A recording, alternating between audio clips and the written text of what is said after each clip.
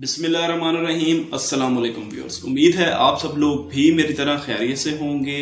Viewers, आज हमने बहुत ही इंटरेस्टिंग टॉपिक चुना है जिसके लिए आप सब लोगों को ये वीडियो एंड तक देखनी पड़ेगी और ये आपके लिए भी ज़रूरी है और मेरे लिए भी बहुत ज़्यादा ज़रूरी है। आज हम बात करेंगे 1923 में जो तुर्की ने मुआहदे किए थे उनके बारे में। तुर्की ने 100 साल मुआहदे किए, जिनमें सबसे पहला मुआहदा ये था कि वो खिलाफत की बात दोबारा नहीं करेंगे 100 साल के लिए। उसके अलावा अपने मुल्क की जो मादनियात हैं जिसमें तेल भी है, उसके अलावा और बहुत से मिनरल वगैरह ये वो चीज़ें सारी शामिल हैं, उनको 100 साल तक के लिए यूज़ नहीं करेंगे। उसके अलावा उनकी जो बंदरगाह है उसकी अहमियत नहर स्वेज से बिल्कुल कम नहीं है, वो भी एक इंटरनेशनल बंदरगाह है, लेकिन तुर्क 100 साल के लिए उसका भी टैक्स नहीं ले सकते। इसलिए ये मुआशी लिहाज से बहुत बड़ी तबाही का बाइस बनी तुर्की के लिए। लेकिन जैसे तैसे करके मुसलमान, तकरीबन पूरी दुनिया के मुसलमानों ने ये 100 साल बहुत कर्ब में गुजारा, लेकिन अब अल्हम्दुलिल्लाह ये 100 साल पूरा होने के इस सारी मुश्किल हालात में जब पहली जंग अजीम में तुर्क पूरे तरीके से फंस गए थे तो सिर्फ एक कौम ने उनका साथ दिया था, जो आपको जान के खुशी होगी कि वो लोग थे बरे सगीर के मुसलमान। यही वजह है कि मुसलमानों में से सबसे ज़्यादा जो तुर्क इज्जत कर रहे हैं वो पाकिस्तानी मुसलमान करते हैं, क्योंकि अभी तक तुर्की में यहाँ से जो गए हुए जिहादी थे उनकी वहाँ पे कब्रें मौजूद हैं। अब जैसा कि आप सब जानते हैं कि ये 2020 चल रहा है, 3 साल बाद ये तुर्की का मुआहदा ख़त्म हो जाएगा जुलाई के महीने में। ये 100 साल जो मुआहदा था जो कि तुर्की के बहुत ख़िलाफ़ गया, लेकिन उस वक्त की ये ज़रूरत भी थी कि ये मुआहदा किया जाए। तो अब 100 साल पूरे होने को हैं जो कि बहुत जल्दी गुजर गए। ये आप अंदाज़ा नहीं लगा सकते कि ये कितनी जल्दी 100 साल का अरसा गुजरा।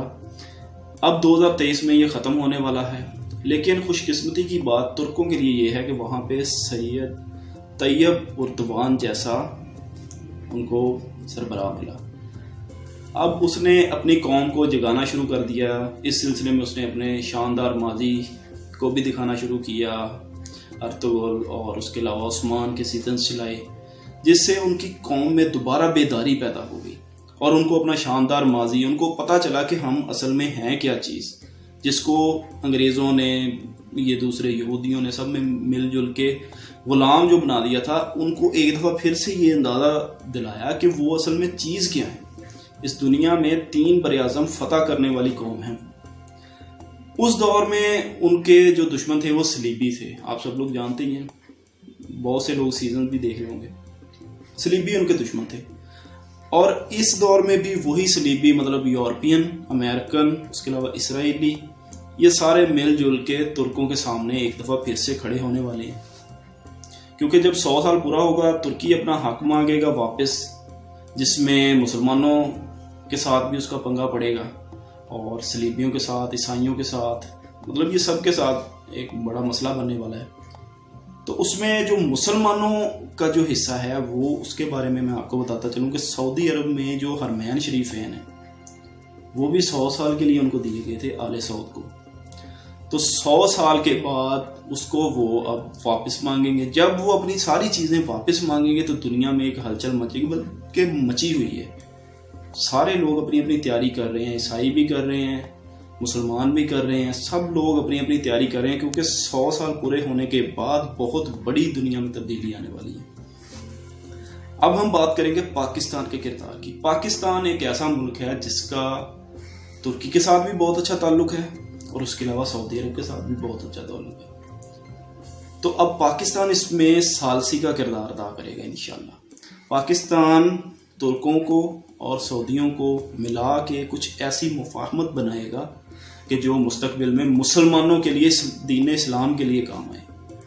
उसके अलावा अगर तुर्कों की चाहे सुलह में या लड़ाई में, अमन में या जंग में, किसी भी सूरत में जब तुर्कों को ज़रूरत पड़ेगी तो सबसे पहले पाकिस्तान ही उनकी मदद करेगा, चाहे वो पाकिस्तानी हुकूमत हो, चाहे वो पाकिस्तानी अवाम हो, और पाकिस्तान आर्मी तो हर दम जहाद के लिए तैयार है।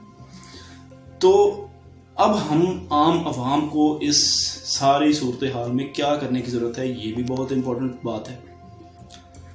अब हम लोगों को सिर्फ और सिर्फ अपने ईमान को मजबूत करने की ज़रूरत है। ना किसी हमने जंग की तैयारी करनी है, ना हमें अपने जहन को किसी दबाव में डालना है। हमने सिर्फ और सिर्फ अपना ईमान मजबूत करना है, क्योंकि ईमान अगर मजबूत होगा तो उससे ईसाई, यहूदी, हिंदू, ये लोग तो क्या, शैतान भी डर जाता है अगर किसी का ईमान मजबूत हो। ये आप सब लोग जानते हैं। तो हमने सिर्फ और सिर्फ अपने ईमान को मजबूत करना है और अल्लाह की तरफ से जो फैसले होते जाएंगे वो इंशाल्लाह इस्लाम के लिए अच्छे ही होंगे। मैंने ये वीडियो काफ़ी मेहनत से बनाई है, काफ़ी चीज़ें इसमें कलेक्ट की हैं, तो उम्मीद है आप लोगों को ये पसंद आई होगी और आपने इसका मुझे फीडबैक ज़रूर देना है और अपने दोस्तों को भी ये वीडियो आगे सेंड करनी है, मेरा लिंक सेंड करना है। तो बहुत बहुत शुक्रिया।